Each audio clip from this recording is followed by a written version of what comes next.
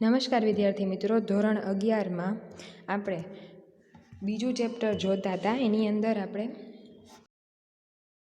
પ્રશ્ન છે ટપાલ ખાતાની પાર્સલ સેવાઓ વિશે સમજૂતી આપો. તો કાયદા દ્વારા પ્રતિબંધિત ન હોય તેવી તમામ વસ્તુઓને પાર્સલ દ્વારા એક સ્થળેથી બીજા સ્થળે ટપાલ ખાતા દ્વારા મોકલી શકાય છે. બરાબર, આપણે પાર્સલ કોઈ પણ પોસ્ટ ઓફિસેથી મોકલવાની વસ્તુના પાર્સલનું બુકિંગ કરી શકાય છે. આ માટે પાર્સલ મોકલનારે પોસ્ટ ઓફિસને જરૂરી ફી ચૂકવવી પડે. કોઈ પણ પોસ્ટ ઓફિસેથી આ વસ્તુ થઈ શકે અને જરૂરી ફી ચૂકવવી પડે. જરૂર પડતા પાર્સલનો વીમો પણ લઈ શકાય છે. પાર્સલ દ્વારા મુખ્યત્વે 3 રીતે વસ્તુઓ મોકલી શકાય. પહેલું વેલ્યુ પેએબલ પોસ્ટ, બીજું સ્પીડ પોસ્ટ અને ત્રીજું એક્સપ્રેસ પાર્સલ. તો પહેલું જે છે કે વેલ્યુ પેએબલ પોસ્ટ એટલે શું? તો કે ઉત્પાદક કે વેપારી ગ્રાહકના ઓર્ડર મુજબ ટપાલ ખાતા દ્વારા પાર્સલથી માલ મોકલાવે. ઉત્પાદક કે વેપારી હોય ગ્રાહકના ઓર્ડર મુજબ ટપાલ ખાતા દ્વારા પાર્સલથી માલ મોકલાવે. આજે કોઈ વેપારી કે ઉત્પાદક પાસે ઓર્ડર આવ્યો હોય એ ગ્રાહકને વસ્તુ ટપાલ ખાતા દ્વારા મોકલાવે પાર્સલથી, તો એ વેલ્યુ પેએબલ પોસ્ટની અંદર જતી હોય. સામા પક્ષને મોકલેલી વસ્તુ આપતા પહેલાં તેની કિંમત તેની પાસેથી વસૂલ કરી લઈ માલ મોકલનારને પહોંચાડવાની ટપાલ ખાતાની સેવાને વીપીપી એટલે કે વેલ્યુ પેએબલ પોસ્ટ કહે છે.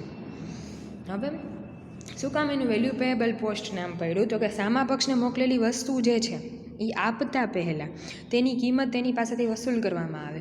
આજે ગ્રાહકને માલ મોકલો તો ગ્રાહક પાસેથી પહેલાં પૈસા લેવામાં આવે, પછી એને માલની ડિલિવરી કરવામાં આવે. તો એને ટપાલ ખાતું જ આ વસ્તુ કરશે. તો આ જે સર્વિસ છે એને વેલ્યુ પેએબલ પોસ્ટ તરીકે ઓળખવામાં આવે છે. બીજું છે સ્પીડ પોસ્ટ. ટપાલ ખાતું ભારતમાં નક્કી કરેલા સ્થળોએ ઝડપી ટપાલ અથવા તો પાર્સલની સ્પીડ પોસ્ટ એટલે કે અથવા પાર્સલની સેવા પૂરી પાડે છે. સ્પીડ પોસ્ટ આપણને મોસ્ટલી ખબર હોય કે જ્યારે ઝડપી આપણે એમ કહીએ કે નોર્મલમાં નથી મોકલવું, સ્પીડ પોસ્ટમાં મૂકી દે એટલે ઝડપથી પહોંચી જશે. એ અમુક સ્થળ માટે જ હોય. પછી ગામડા અને એવી અમુક જગ્યા માટે સ્પીડ પોસ્ટ ન લાગુ પડતું હોય. તો ટપાલ કે પાર્સલની ચોક્કસ સમય મર્યાદામાં ડિલિવરી થશે તેવી ખાતરી આપવામાં આજે 2 દી 3 દી કે અમે જેટલા દીનું નક્કી હોય જેવું સ્થળ એ પ્રમાણે એની ખાતરી આપવામાં આવે. એટલા દીમાં સ્પીડ પોસ્ટ થઈ જાય. સ્પીડ પોસ્ટ પાર્સલ માટે સામાન્ય ટપાલ કે પાર્સલ કરતાં વધુ ફી આવે, કારણ કે તમે જેમ નોર્મલમાં મોકલો તો એમાં એના ટાઈમે જાય અને અહીંયા તમારે સ્પીડમાં પહોંચાડવું છે તો ત્યાં તમારે ફી પણ વધારે ચૂકવવી પડે. અને આની અંદર પણ વસ્તુ કે ટપાલનો વીમો પણ લઈ શકાય છે. ત્રીજું છે એક્સપ્રેસ પાર્સલ. વ્યક્તિઓ અને સંસ્થાઓ ટપાલ ખાતાની એક્સપ્રેસ પાર્સલની સેવાનો લાભ લઈ શકે છે. આજે વ્યક્તિઓ કે સંસ્થાઓ કોઈ પણ આ વસ્તુનો સેવાનો લાભ લઈ શકે. એક્સપ્રેસ પાર્સલ નક્કી કરેલ સમય મર્યાદામાં ખૂબ જ ઝડપથી પહોંચાડવામાં આવે છે. એક્સપ્રેસ પાર્સલ કઈ રીતે પહોંચાડવામાં આવે? તો કે નક્કી કરેલી સમય મર્યાદાની અંદર ખૂબ જ ઝડપથી, સ્પીડ પોસ્ટ કરતાં પણ ઝડપથી, એટલે એક્સપ્રેસ નામ આપ્યું. હવાઈ માર્ગે અથવા અન્ય સૌથી ઝડપી માર્ગે તેવા માર્ગે ટપાલ ખાતું એક્સપ્રેસ પાર્સલ મોકલે છે. આજે અહીંથી મુંબઈ કંઈક મોકલવું ને ખૂબ ઝડપથી હોય તો હવાઈ માર્ગે અથવા તો રેલવે માર્ગે, જેથી ઝડપથી કોઈ પણ વસ્તુ જેટલી ઝડપથી પહોંચાડવાનું હોય એ પ્રમાણેમાં સેવા અપાતી હોય. એક્સપ્રેસ પાર્સલની ફી સ્પીડ પોસ્ટ અથવા તો પાર્સલ કરતાં એના પર કરતાં પણ વધુ હોય છે. સહેલું છે, કંઈ અઘરું છે નહીં આ પ્રશ્નની અંદર, બરાબર. પછી છે બીજો પ્રશ્ન, ટપાલ ખાતાની નીચેની યોજનાઓ સમજાવો. રિકરિંગ, ટાઈમ ડિપોઝિટ અને રાષ્ટ્રીય બચત પત્ર. તો એની અંદર પહેલું છે રિકરિંગ ડિપોઝિટ યોજના. આ યોજના મુજબ ખાતું ખોલાવનાર વ્યક્તિએ દરેક માસની નક્કી કરેલી તારીખે અથવા તો તે અગાઉ નક્કી કરેલ એક રકમ પોસ્ટ ઓફિસમાં ભરવી પડે. એની અંદર શું હોય તો કે રિકરિંગ એટલે કે દર મહિને અથવા તો ચોક્કસ સમયગાળાના અંતરે દર વસ્તુ રિપીટ થાય એ રિકરિંગમાં આવે. આજે રિકરિંગ સેવિંગ એકાઉન્ટ તમે ખોલાવો તોય ભલે, આ પોસ્ટનું ડિપોઝિટ યોજનામાં તમે કરો તોય પણ ભલે. તો શું કે આ યોજના મુજબ ખાતું ખોલાવનારને શું કરવાનું તો કે દરેક માસની અંતિમ તારીખે કે નક્કી કરેલી તારીખે 15, 10 પહેલી જે નક્કી કરી હોય એ તારીખે અથવા તો અગાઉ નક્કી કરેલ રકમ અથવા તે અગાઉ નક્કી કરેલ રકમ પોસ્ટ ઓફિસમાં ભરવી પડે. એટલે પહેલી તારીખ 10 તારીખ નક્કી હોય તો 10 તારીખ અથવા 10 તારીખ પહેલાં નક્કી કરેલી રકમ પોસ્ટ ઓફિસમાં ભરવી પડે. આ યોજનાની મુદત 5 વર્ષની હોય. 5 વર્ષે ખાતું પાકતા ભરેલ રકમ નક્કી કરેલ વ્યાજ સહિત ખાતું ખોલાવનારને પરત આપવામાં આવે. આજે 1000નું વાયખું હોય તો 1000 રૂપિયા દર મહિને રિકરિંગમાં જમા થતા હોય, એના ઉપર જેટલું વ્યાજ ટકા નક્કી હોય એટલા ટકા વ્યાજ એની ઉપર ચડતું હોય ને 5 વર્ષ પછી એકારે બધી રકમ તમને મળે. 5 વર્ષની સમયમર્યાદા પૂરી થતાં જરૂર જણાય તો બીજા 5 વર્ષ માટે પણ આ ખાતાની મુદત વધારી શકાય. તો આ રિકરિંગ ડિપોઝિટ થયું.